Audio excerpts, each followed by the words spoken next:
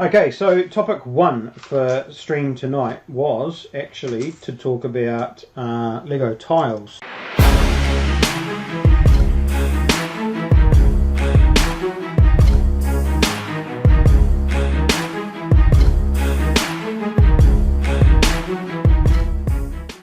So this triangle here is a newish piece that I've only just got in a set for the first time. Now, I chose the light blue grey tiles because, like I said earlier on in the stream, they seem to be the tile with the largest variant in pieces. So there are most of these tiles in other colours of some description, some more, some less, but light blue grey seems to be the one with the most. Now, the best thing about that, light blue grey, now you may or may not know, but light blue grey is the AFOL term. This is called medium stone grey as far as Lego is concerned, and dark blue grey is actually dark stone grey. So there's a whole bunch of Lego names that are different to the names that we as AFOLs tend to give these parts. So as you can see here, starting on this side, you get a 1x1 square, a 1x1 round, a 1x1 with one rounded side, which is otherwise known as a tooth. Then you get this quarter 1x1 round, which 4 of actually make a full 2x2 circle like this, clearly. And then I've included the ingot piece as a tile as well, because it's often used in Creator Expert builds as tiling detail for masonry and stuff like that. So I sort of consider that to be a tile variant at least. And then obviously you have the real basic ones, which is your 1x2, your 1x3, 1x4, 1x6 and 1x8. And then you have the 2x2 round, the 2x2 square, the 2x2 with the triangle off the end, which was introduced during the Nexo series, which originally this was a Nexo Knight's shield. And then the 2x4. Then you have this 2x2 corner. This 2x2 corner with the wedge cut off, the 2x2 rounded corner, and then the 4x4 rounded corner. So it got me to thinking as to how, when you start looking at all these angles, do they all work together or not? You can see here, you can see these are all shields, so these are all Nexo shields. So essentially you could pave a reasonably large area with these Nexo shields. They do seem to make a uniform pattern, but there is a but. No matter which way you do it, and I'm open to suggestions here, if anybody's got any suggestions or I'm wrong in any way, by all means fire it at me in the comments. But there seems to always be a regular wedge out. Now you'd think, okay, so does that triangle fit in the wedge? And the answer is no, it does not. Right? So the wedge that's formed by two of these shields together does not work as far as the triangle is concerned. So we put them together like this, and you can see the wedges there, and you have your triangle piece, and they do not fit. Doesn't fit. You can get it to fit slightly on a different angle. So that angle there is the only angle that's going to fit properly. So if I just angle that up so you can see that better, you can see that when you have this angle on here, you get a missing piece in here, and there's nothing in the palette that will fill that.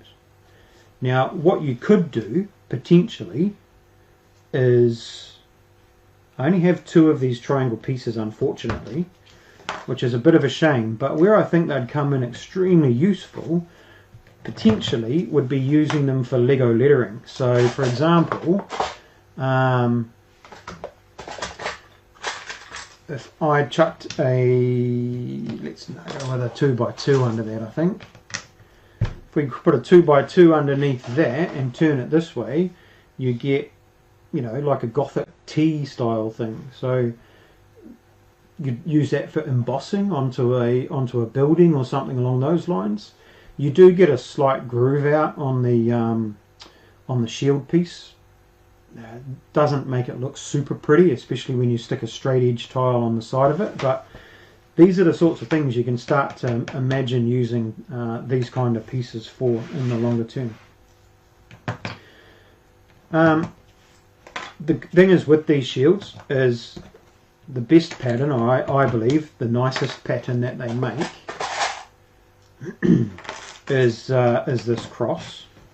And of course you can just lay them all out side by side and just go in each direction with these crosses, and then you can fill in any blanks with 2x2 tiles, 2x2 rounds, or whatever you like. So they're, these shield pieces are an extremely useful piece for paving and getting a bit of texture, because they do have beveled edges on 4 sides. So the sides, the tip, and are all beveled. The back edge of it is smooth, flat, like the other tiles. So you stuck that side by side, you can see that's smooth in there, but you can see the gap down in here. The other shapes that you can create with these tiles that I've been playing around with today is pretty basic stuff really. So you cut out tile, the 2x2 with the cut corner, that cut corner does fit up against the shield tile. So you can see here, down in this part here, these are 2x2 with the cut corner, and they're sitting nice and flush in against the shield. So essentially that means you could tile out around the shield and around that cut corner with anything you like, and it'll fit in nicely. So when you start bringing in other colours of things, of other tiles, you're going to be able to make some nice decoration. You could mirror that on the other side and have another shield with another cut corner in there and have that like as a centerpiece in a footpath or something or other. And the longer you do this down a footpath, the nicer it's going to look. So there's all these different ways that you can utilize these shapes of tiles to enhance the look of your mock builds, or even your cityscapes and things like that. So what I particularly liked about the cut corner tiles, so you can make this generic square here with the cut sides, and of course you can expand on that to square up the edges by simply putting them back to back, which basically just a bunch of X's on their own right. And again, you start filling those things with other tiles, you start getting some nice patterns. Now I know what you're thinking. You're thinking, well, why wouldn't I just use 4x4x4, or a 1x4, or a 1x2, or a 1x6 and a 1x2, and you can. But what you'll notice, and I don't know whether you can see that on camera or not very well, but let me just see if I can get the right angle. When you put these back to back, you get this nice crack through the center. So you're getting a little bit more depth and a little bit more detail in your build that you wouldn't otherwise get, or you'd get straight lineal lines and lineal cracks. If you want something that's aesthetically pleasing as well, then you add in exchanging out these parts and you get a nice aesthetic. So that's just an opinion. You don't have to do anything, of course. The same thing with the same piece, making an internal square, you get this really small square. Now the square itself, again, you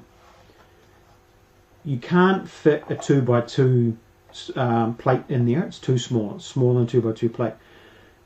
What you do get is you get the centerpiece between 4 studs.